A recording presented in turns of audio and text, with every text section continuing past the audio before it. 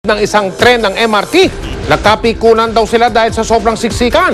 Yan at iba pang mga nakalap ng ating mga news scooper sa pagtutok na ito ni Josh Villanueva. Nagkagulo sa loob ng isang tren ng MRT. Dalawang lalaki ang biglang nagsuntukan, nadamay pati ang ibang pasahero. Sa tansya ni News Scooper Pop Bautista, napiko ng lalaking nakaitim. Mula kasing nang sumakay sa Boni Station na ang lalaking nakapula, ilang beses niyang pinausog ang nakaitim kahit halatang siksikan na. Pagdating sa Santolan Station, pinababa ng gwardiya ang dalawa. Pati mga baboy nakitang pisaw sa baha sa Rojas District, Quezon City. Ayon kay News Scooper Arnold Torazar, inabot ng baha ang mga kulungan ng mga baboy kasunod ng malakas na pag-ulan, kaya pinakawalan na lang muna ang mga ito. Mahigit 20 bahay naman ang nasunog sa Macabebe, Pampanga. Ipinadala ang mga litrato ni News Scooper Carlito Tragora, isang konsehal. Pwede rin kayong magpadala ng mga video at litrato ng mahalagang balita. Mag-log on lang sa www.uscoop.tv. Para naman magpadala ng text o MMS, i-text ang scoop, space, message, space, ang inyong pangalan at address at ipadala sa 4627. Paalala lang po sa ating mga news scooper, yun lang pong mga video at litrato na pagmamayari nyo mismo ang ipadala sa amin. Tandaan mga kapuso, basta't may balita sa lugar ninyo, i-scoop ninyo. Handa nga ang First Philippine Industrial Corporation na harapin ang milyong-milyong pisong multa na ipapataw ng Department of Environment and Natural Resources. Bunsod pa rin po yan ng matinding perwisyong idinulot ng butas ng pipeline sa Makati. Nakatutok si Steve Dailisan. Mahigit 24 na milyong pisong multa ang kakaharapin ng FPIC o katumbas ng 200,000 pisong multa kada araw para sa 121 araw mula nang madiskubre ang tagas sa kanilang pipeline. Posible pa raw tumaas ang multa hanggang di pa opisyal na idinideklara ng FPIC na natapalan na nila ang mga gamunggong butas at nasigurong malinis na muli ang nakontaminang tubig. May 5 araw ang FPIC para sagutin ang show cause order mula sa Pollution Adjudication Board ng Department of Environment and Natural Resources. They have to be conscious of the penalty. Baka nga na-overlook po nila that they need to inform us officially. Ayon sa FPIC, hindi pa nila natatanggap ang kopya ng notice pero handa raw silang harapin ito. Iprinisinta na ng FPIC ang mga nakikita nilang solusyon sa paglilinis sa Barangay Bangkal. Kinumisyon nila ang CH2M Hill, ang kumpanyang magsasagawa ng remediation o paglilinis. Pero di pa raw tapos ang assessment kaya di pa ito masimulan.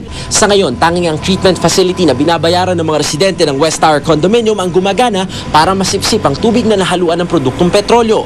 Ang mga residenteng nakatira malapit sa condominium na may problema na dahil tila aabutin pa raw ng Pasko at Bagong Taon ang kanilang pinapasang perwisyo. Tanging ang 4 na pinagdugtong-dugtong na plywood na ito na inihara ngayon sa pader nitong West Tower Condominium at 2 bentilador yung natanggap na tulong ng mga residente mula sa FPIC. Gustuin man daw nilang magsampa ng kaso para makakuha man lang ng danyos mula sa perwisyong idinulot sa kanila ng gas leak.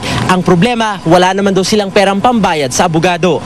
Porkit ba ganito ang sitwasyon namin, hindi kami nila pinapansin na wala kaming kakayahan. Sana naman po ay matugunan nyo rin po ang aming mga kahilingan at matulungan nyo rin naman po kami kasi hindi kami makasampa ng kaso.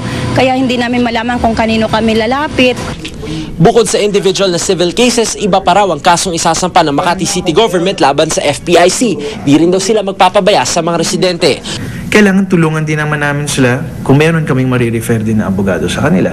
At kung pahihintulutan, gamitin itong mga abogado ng lungsod. Sa Webes na pupulungin ng lokal na pamahalaan ng mga residente ng Barangay Bangkal. Steve Dailisa, Nakatutok, 24 Oras. Chika Minute! Nagbanding sa isang Christmas lighting event ang Kapuso Twin Stars. Nagkwento rin sila tungkol sa iba pa nilang plano para sa Pasko. Makichika tayo kay Nelson Canlas. 5, 4, 3, 2, 1! Sinamahan ng GMA News sina Joshua Dionisio, Barbie Fortesa, Jake Vargas at Bea Binene nang maging panauhing pangdangal sila sa Christmas lighting ng isang shopping center sa Green Hills, San Juan. Naroon din si Kuya Herman Moreno para samahan ang 4. Minsanan lang daw magkaroon ng pagkakataon na makapag-bonding ang Kapuso Twin Stars ng walang trabaho. Espesyal din sa kanilang apat ang ganitong event dahil mas nararamdaman daw nila ang paglapit ng Pasko. May plano na nga sina Joshua at Barbie para sa Disyembre. Gusto po dumaras sa ibang kamag-anak namin sa Bulacan. Kasi doon talaga kami madalas every Christmas. Doon kami sa mga lola ko. Pupunta po kami sa Binyan, sa bahay ng tita ko. Doon kami naghahapunan lagi.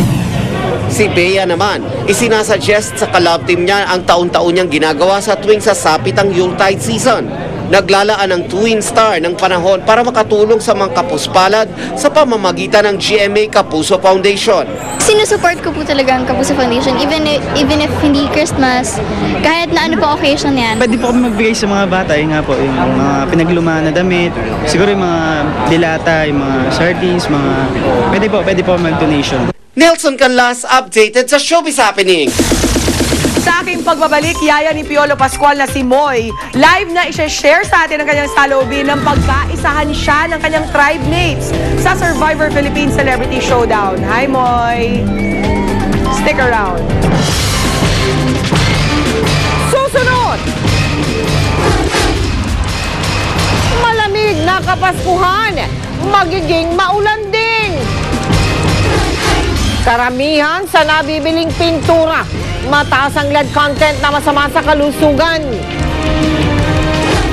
At ang pagbabawa sa mga busa bumabiyahe sa EDSA kahit yung may prangkisa, iginiit ng ilang mambabatas. Susunod na yan dito sa 24 Oras.